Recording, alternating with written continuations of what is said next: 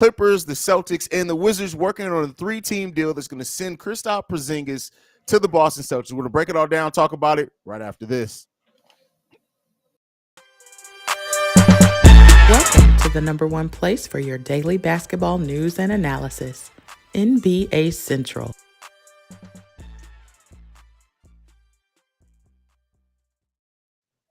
What's going on, beautiful people? Hey, C-Dub.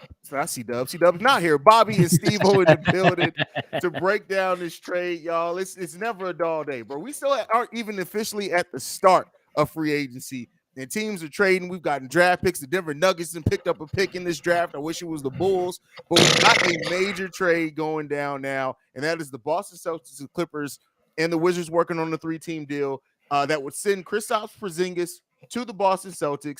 Malcolm Brogdon will go to the Clippers, who they do need a point guard. And then the Danilo Gallinari will be going to the Washington Wizards, I think. And Marcus Morris will also be going to the Washington Wizards. It's a confusing ass trade. What do you guys make of this trade? Steve, what the fuck, Steve? I don't know shit. Like, hey, these one of those, man, I don't even like this dude. We ain't got no future with this dude. He don't really want to be here. Let me go and see if I can do some trade and then call somebody. Yeah, y'all want him? Nah, not really, but we want him. Okay, then call them. And then we're gonna see if we can make this work. Bing bang boom. Oh, it went through. Cool. Huh? Yeah. Like it's just a lot that went. Like the only thing I like is Brogdon went to the Clippers. I'm a little iffy on Kristaps in Boston. I don't know how that's gonna work.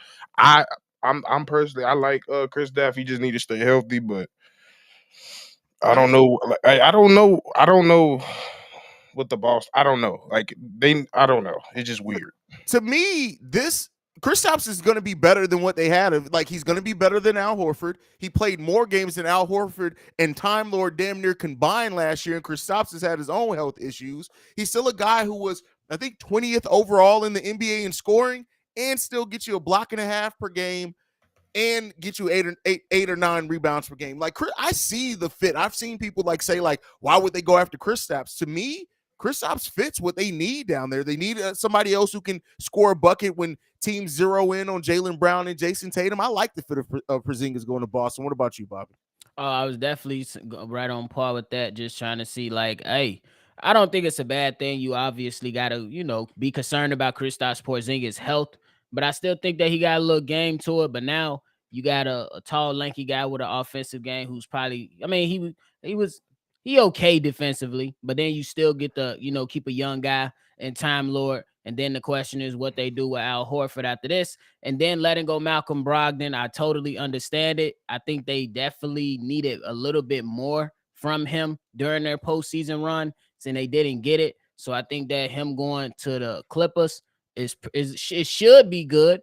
But the only problem over there is that the two best players are never healthy. And then it's clear, like you said last time we, all got together, it's clear that the Washington Wizards just want to go ahead and clear the books and just start over because they just taking on anything. And I think Morris, and then I think you said Gallinari, those will be players that they're going to buy out. And then they'll just add on with the draft pick and the other picks that they got from the Chris Paul trade. But overall, it's okay. It's okay. I think it's better for the other two teams that's involved. The Boston Celtics and the Clippers, for sure. Yeah, I mean, Boston definitely got younger. Like you said, it's definitely an upgrade over Al Horford right now. I just think my concern is really the coaching aspect because if Ime was here, I love it. The fact that Ime is not here is just like, okay, so I think y'all still gonna be jacking shots at the end of the day. Like, don't get me wrong, Porzingis can rebound, but he's not a rebounder per se, and he's not a defender per se. So it's like y'all main issues he don't fix. So I get the understanding. Like he's definitely gonna be there. He's definitely gonna hopefully contributes more.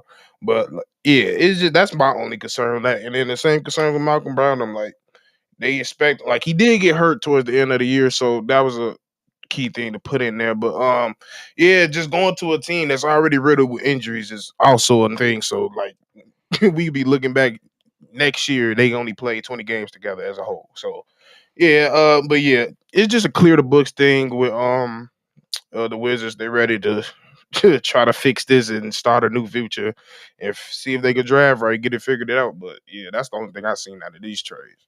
Yeah, I mean, Boston is clearly the one getting the best out there. Let me not say. I mean, the Clippers getting Malcolm Brogdon, it fits kind of what they need to. Like, it doesn't seem like they're going to be bringing back Russ or anything like that. So it makes sense. They get a solid point guard.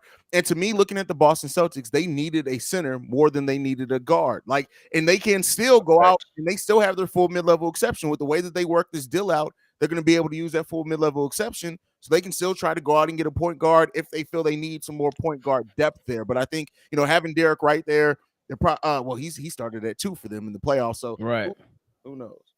Yeah, and I think they're just. I mean, you ain't got to go find nothing too crazy. Just somebody who can facilitate a little bit more. Because I think Marcus Smart, yeah, we love him. We know he can come in and play a role, but he's not that great of a facilitator, in my opinion. So I definitely still think that they're gonna have to go ahead and do some free agent shopping, look around a little bit, and get somebody that can facilitate in the closing minutes of the game. Because if it's gonna come down to Joe Mazzulla just saying drive and kick, they're gonna end up in the same position next year as they did this past season, getting bounced when we expect these guys to be in the ECF or at least in the finals with all the talent they got on their team. And yeah, that I think about. I don't really know if the center was the biggest issue because, like, I feel like the biggest issue, especially if you're going to keep these two together, you need to give them a point guard because every shot they got is difficult. Every shot they got is never just simple or catch and shoot or they already open. It's them creating their own shot.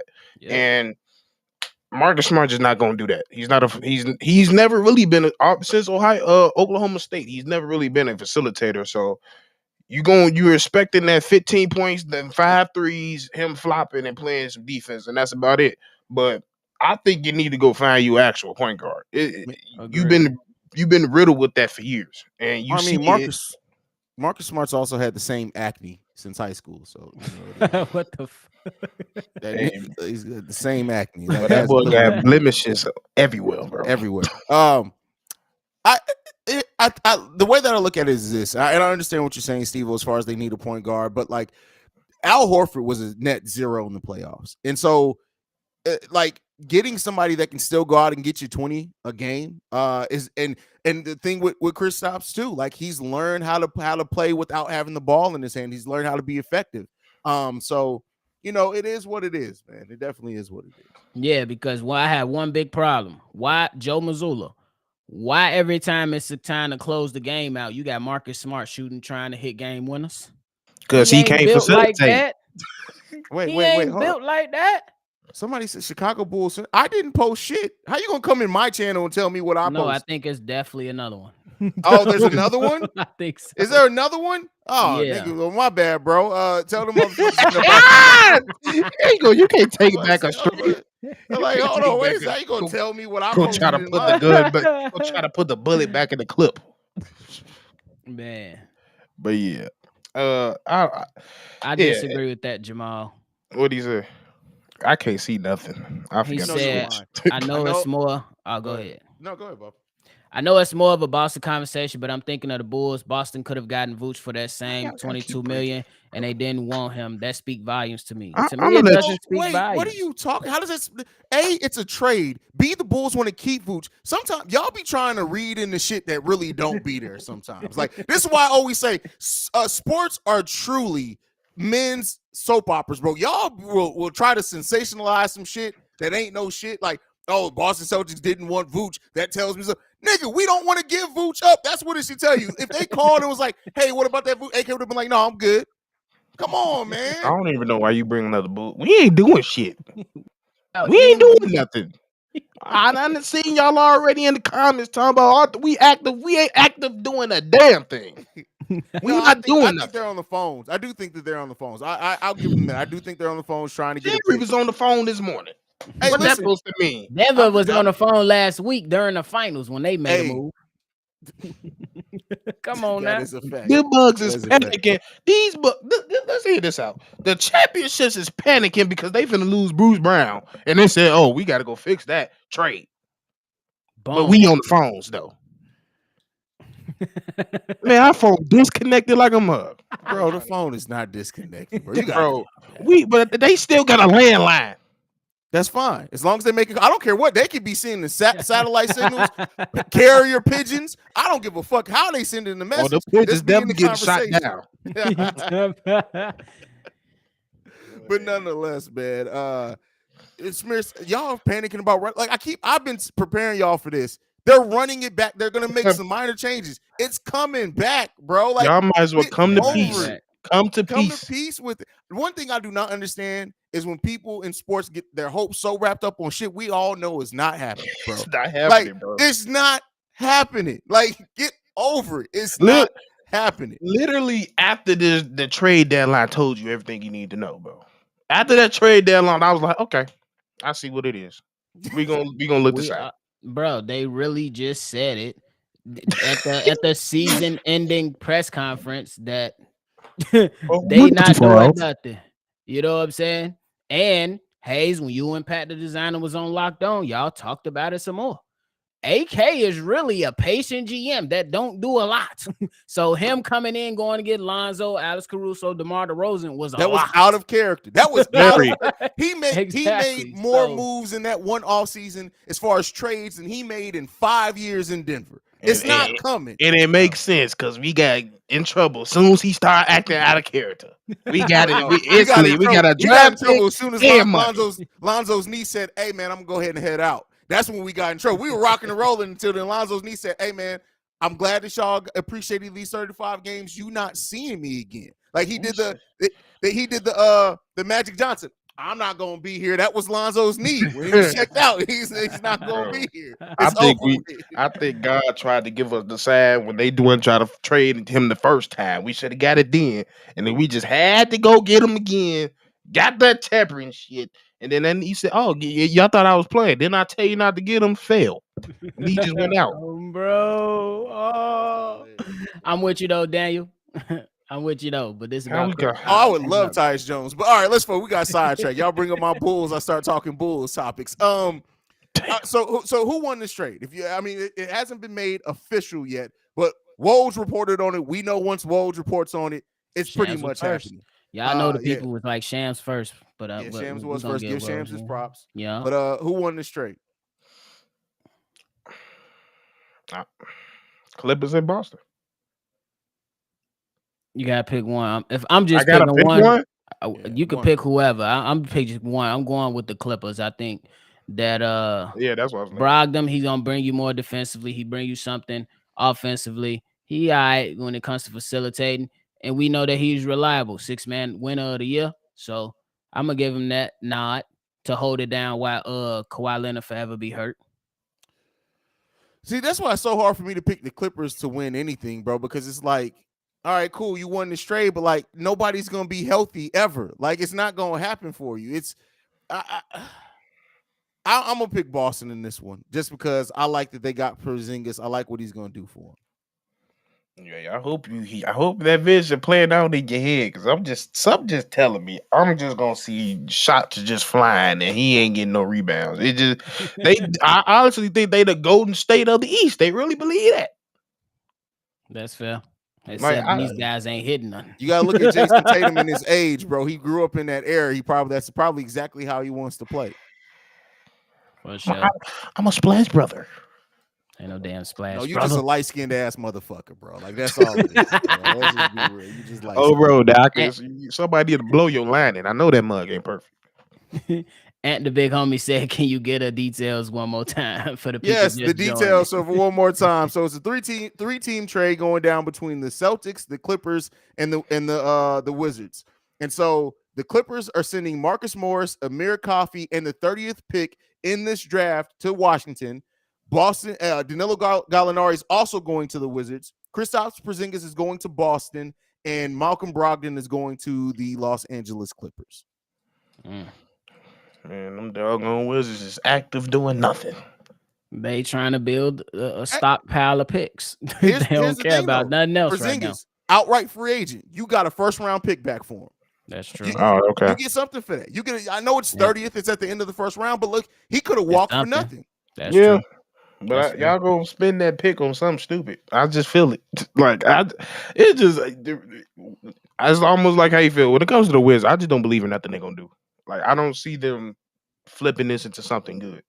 Like I honestly feel like a dumb draft pick gonna happen tomorrow. They're gonna be rebuilding for 12 years at the minimum. That's they've been rebuilding for 45 years. I mean, they've won a couple of playoff series in that time, but I'm talking about. I mean, gutter rebuilding. I mean, like legit. They gonna be a 12-win team for at least the next 4 to 5 years. Bro. Sheesh.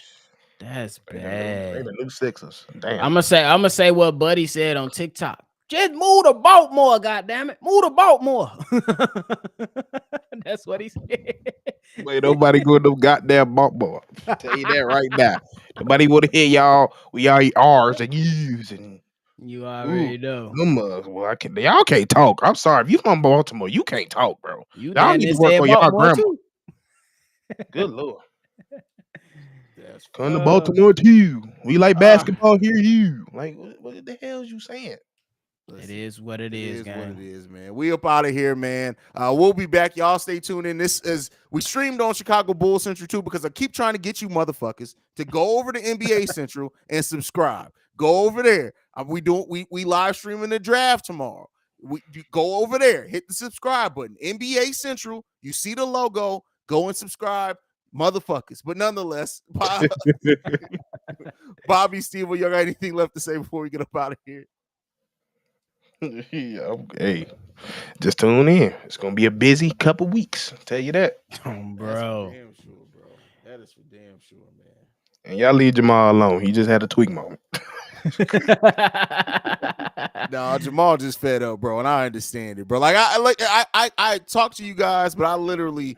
I love you guys, and I understand the frustration of Bulls Nation, but we just got to come to the reality that some shit ain't happening no time soon, bro. It's not happening. Bro. Especially we just seeing a goddamn team that been together for 5 years. We really ain't doing no moving. We right here, bro. Yeah. All right, y'all, man. I love you guys, man. We up out this bitch. We'll see you guys tomorrow. We'll be live right at the start of the draft, which I think is 8 p.m. Eastern Standard Time. So be tuned in for that. Make sure you guys go subscribe to NBA Central. For Stevo and Bobby, I'm Haize. This has been, I almost said Chicago Bulls. This has been NBA Central. We out this bitch. Peace, y'all.